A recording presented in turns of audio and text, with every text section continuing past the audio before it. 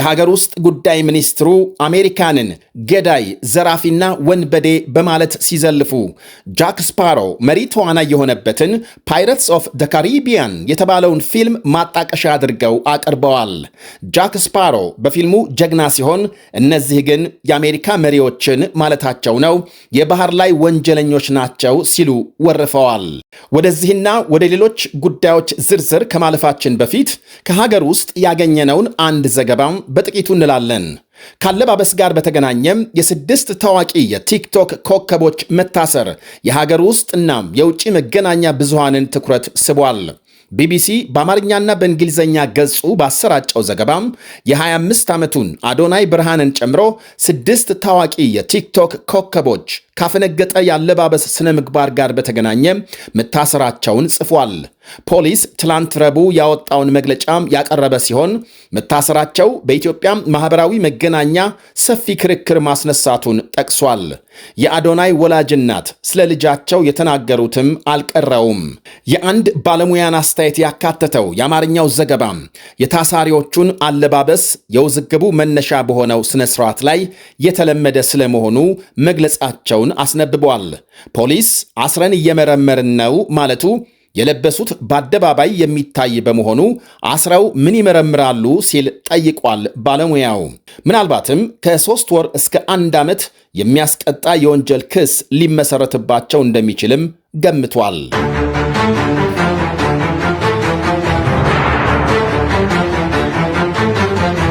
በዛሬው ዕለት መነጋገሪያ ከሆኑ የዓለማችን ዋነኛ ጉዳዮች አሜሪካም የቬንዙዌላን የነዳጅ ጫኝ መርከብ የያዘችበት አንዱ ነው። በቬንዙዌላ ባህር ዳርቻ የተያዘው የነዳጅ መርከብ ጉዳይ ትልቅ ውዝግብ መፍጠሩ ይነገራል። ፕሬዝዳንት ዶናልድ ትራምፕ የመርከቡን መያዝ ከፍተኛ ድል ነው ሲሉ የቬንዙዌላ መንግሥት ዓለም አቀፍ ውንብድና ሲል አውግዟል። የአሜሪካ መንግሥት ባወጣው መግለጫ መርከቡ ከቬንዙዌላና ኢራን ማዕቀብ የተጣለበት ነዳጅ አመላላሽ መሆኑን ገልጧል። የመርከቡ መያዝ ይፋ መሆኑን ተከትሎም በዓለም ገበያም የድፍድፍ ነዳጅ ዋጋ ጭማሪ ማሳየቱ ሲነገር፣ ታዛቢዎች በበኩላቸው የአሜሪካ እርምጃም በቬንዙዌላ የውጭ የነዳጅ አቅርቦት ላይ መስተጓጎል እንዳይፈጥር ስጋታቸውን ገልጸዋል። ቬንዙዌላ ከፍተኛ የነዳጅ ክምችት ካላቸው ጥቂት የዓለማችን ሀገሮች አንዷ መሆኗን በማስታወስ ቬንዙዌላም በፍጹም የአሜሪካ የነዳጅ ቅኝ ተገዢ አትሆንም ብለዋል የሀገሪቱ ፕሬዝዳንት ኒኮላስ ማዱሮ። ካራካስ የሚገኘው የኢራን ኤምባሲም ባወጣው መግለጫም የቬንዙዌላን መንግሥት ቃል በመድገም የአሜሪካ እርምጃም በካሪቢያን ባህር የተፈጸመ ውንብድና ነው ሲል አውግዟል። የአሜሪካ ጦር ኃይል በሕገወጥ መንገድ የቬንዙዌላን ነዳጅ መርከብ መያዙ ይቅርታ የሌለው ዓለም አቀፍ ወንጀል እንደሆነ አክሏል። የቬንዙዌላ መንግስትና ሕዝብ ሉዓላዊነትና እንዲሁም መብታቸውን ለማስከበር በሚያደርጉት ተጋድሎ ኢራን ከጎናቸው ትቆማለች ብሏል ኤምባሲው። ፕሬዝዳንት ትራምፕ በቬንዙዌላ ባህር ዳርቻ በጣም ግዙፍ ነዳጅ መርከብ ይዘናል በማለት ዋሽንግተን ላይ ለጋዜጠኞች ሲያበስሩ የሩሲያ ፕሬዝዳንት ቭላዲሚር ፑቲን ለቬንዙዌላ አቻቸው ስልክ ደውለው አይዞህ እያሏቸው ነበር። በእርግጥ ለ2 ዓመታት ገደማም የውጭ የሽብር መረቦችን ይደግፋሉ በሚል አሜሪካም የነዳጅ መርከቦች ላይ ማዕቀብ ጥላ እንደነበር ይነገራል። በአንድ ግዙፍ መርከብ ላይ ከሚያንዣብብ የጦር ሄሊኮፕተር ወታደሮች በገመድ ወርደው መርከቡን ሲቆጣጠሩ የሚያሳይ ቪዲዮ የወጣ ሲሆን ለዚህና ለተመሳሳይ ግዳጅ የሚሰማሩ ሄሊኮፕተሮች በካሪቢያን ባህር ከተሰማራው ንብረትነቱ የአሜሪካ ከሆነ የዓለማችን ግዙፍ መርከብ የሚነሱ ናቸው። በዚህኛው የነዳጅ መርከቡን ለመያዝ በተካሄደ ዘመቻም 2 ሄሊኮፕተሮች 20 የባህርና የምድር ጦር ኮማንዶዎች መሳተፋቸው ሲታወቅ የአሜሪካም መከላከያ ሚኒስትር ፒት ሄግሴት ዘመቻውን ሲከታተሉ እንደነበር ተመልክቷል። የ20 ዓመት ዕድሜ ያለው ይኸው ስኪፐር የተባለው መርከብ የኢራን ብሔራዊ ዘብና የሊባኖሱን ሄዝቦላህን ለመደገፍ በተዘረጋ መረብ እጁ አለበት በሚል የአሜሪካ መንግሥት በ2022 ማዕቀብ ጥሎበት እንደነበር ዘግይተው የወጡ መረጃዎች አሳይተዋል። ስኪፐር በአሜሪካ ጦር በተያዘበት ጊዜም የቬንዙዌላ ጎረቤት የትንሿን ሀገር የጉያናን ሰንደቅ ዓላማ ሲያውለበልብ ነበር። የቬንዙዌላ ሀገር ውስጥ ጉዳይ ሚኒስትር ዲዮስዳሎ ካቤሎ በበኩላቸው አሜሪካንን ገዳይ፣ ዘራፊና ወንበዴ በማለት ሲዘልፉ ጃክ ስፓሮ መሪ ተዋናይ የሆነበትን ፓይረትስ ኦፍ ደ ካሪቢያን የተባለውን ፊልም ማጣቀሻ አድርገው አቅርበዋል። ጃክ ስፓሮ በፊልሙ ጀግና ሲሆን፣ እነዚህ ግን የአሜሪካ መሪዎችን ማለታቸው ነው የባህር ላይ ወንጀለኞች ናቸው ሲሉ ወርፈዋል።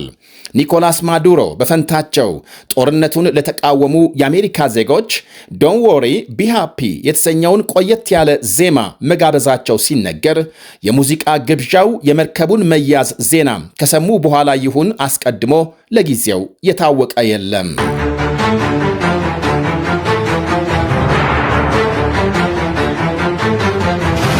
ለዩክሬን አዲስ የሰላም ዕቅድ ለአሜሪካ መሪ ዶናልድ ትራምፕ ማቅረባቸውን የጀርመን ቻንስለር ፍሬድሪክ ሜርዝ አስታወቁ።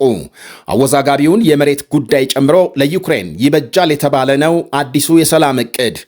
አዲስ በተከለሰው በዚሁ ዕቅድ የዩክሬን ፕሬዝዳንትና ሕዝባቸው በዋናነት ሊመልሱት የሚገባ የመሬት ጉዳይ ማካተቱን የጀርመኑ መሪ ጠቅሰዋል።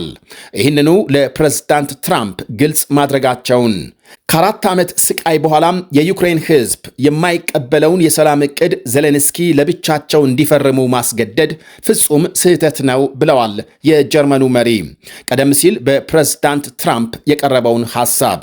አሁን የተሻሻለው ሰነድ ግን ዩክሬን በማትጎዳበት ሁኔታ የተዘጋጀ ነው ያሉት ሜርዝ በዚህ ጉዳይ ላይ ከትራምፕ ጋር በስልክ ገንቢ ውይይት ማካሄዳቸውን ገልጸዋል። ትራምፕ ከፈረንሳይ ከብሪታንያና ከራሳቸው ከዜሌንስኪ ጋር በስልክ ማውራታቸው ታውቋል። ፕሬዝዳንቱ በአብዛኛው ለሩሲያም ያደላ ነው የተባለውን የሰላም ዕቅድ ዜሌንስኪ እንዲቀበሉ ግፊት ሲያደርጉ መቆየታቸውና አሁን በስልክ ያናገሯቸውን መሪዎችንም እንቅፋት ሆነዋል በማለት መውቀሳቸው ይታወሳል። ሩሲያም በከሰል ማዕድን የሚታወቀውን የዶንባስ ምስራቃዊ ክፍል ሙሉ በሙሉ እንዳትቆጣጠር የሚያደርግ ማንኛውንም የሰላም ስምምነት እንደማትቀበል በተደጋጋሚ ገልጻለች። በከፍተኛ የከሰል ማዕድን የሚታወቀው ዶንባስ ግዛት በጥቂቱ 60 ቢሊዮን ቶን የከሰል ክምችት እንዳለው ይነገራል። ዩክሬን ግን ዶንባስንና ሌሎች መሬቶችን መልቀቅ ማለት ሩሲያም ለፈጸመችው ወረራ ስጦታ እንደማቅረብ ይቆጠራል በማለት ውድቅ ስታደርግ ቆይታለች። በዩክሬን ሕገ መንግሥትም ሆነ በዓለም አቀፍ ሕግ መሠረት መሬታችንን አሳልፈን የመስጠት መብት የለንም ባይናቸው ዜሌንስኪ። እናም አሁን አሻሽለው ባቀረቡት ዕቅድ የመሬት ጉዳይ በምን ሁኔታ እንደሚፈታም በዝርዝር የተገለጸ የለም።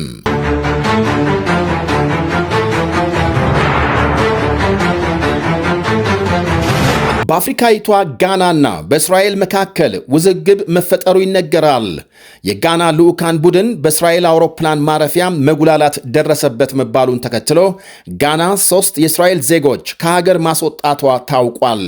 በእስራኤል ቴል አቪቭ በሳይበር ደህንነት ላይ በሚነጋገር ስብሰባ ለመካፈል 7 አባላት ያሉት የጋና ልዑካን ቡድን ቴል አቪቭ ይደርሳል። በአውሮፕላን ጣቢያ ምክንያቱ ባልተገለጸ ሁኔታም የልዑካን ቡድኑ አባላት ለ5 ሰዓታት ተይዘው መታሰራቸው ተመልክቷል። ከእስር ከተለቀቁ በኋላም ከልዑካኑ አባላት መካከል 3ቱ ወደ ጋና እንዲመለሱ ሲደረግ የጋና ውጭ ጉዳይ ሚኒስቴርም ድርጊቱን አሳፋሪ በማለት አውግዟል። በጋና የእስራኤል ኤምባሲ ከፍተኛ ዲፕሎማት በጋና መንግስት ተጠርተው ማብራሪያ የተጠየቁ ሲሆን የተፈጠረውን ችግር ለመፍታት ቃል መግባታቸው ታውቋል። የጋና መንግስት በምትኩም አክራ የገቡ 3 የእስራኤል ዜጎች ከአውሮፕላን ጣቢያ ወደ ሀገራቸው እንዲመለሱ አድርጓል። ከቅርብ ጊዜ ወዲህ በጋናና እስራኤል መካከል ውጥረት መፈጠሩ ሲነገር ምናልባትም እስራኤል በኳታር የፈጸመችውን የአየር ጥቃት ጋና አውግዛም ካወጣችው መግለጫ ጋር ሳይገናኝ እንደማይቀር ይገመታል።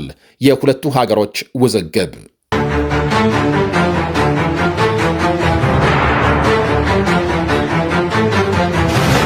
የአሜሪካ ፕሬዝዳንት ዶናልድ ትራምፕ በአንድ በኩል ህገወጥ ስደተኞችን በጅምላ እያፈሱ ሲያስወጡ፣ በሌላ በኩል ለሀብታሞች የሚሰጥ የ1 ሚሊዮን ዶላር የወርቅ ካርድ ቪዛ ይፋ ማድረጋቸው ተሰምቷል።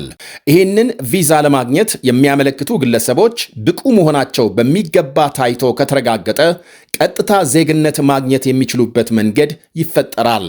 ትራምፕም በመገናኛ ብዙሃን ገጻቸው ላይ እጅግ የሚያስደንቅ ታላላቅ የአሜሪካ ኩባንያዎቻችን በስተመጨረሻም አቻ የማይገኝለት ተሰጥኦአቸውን ጠብቀው ማቆየት ይችላሉ ሲሉ ጽፈዋል።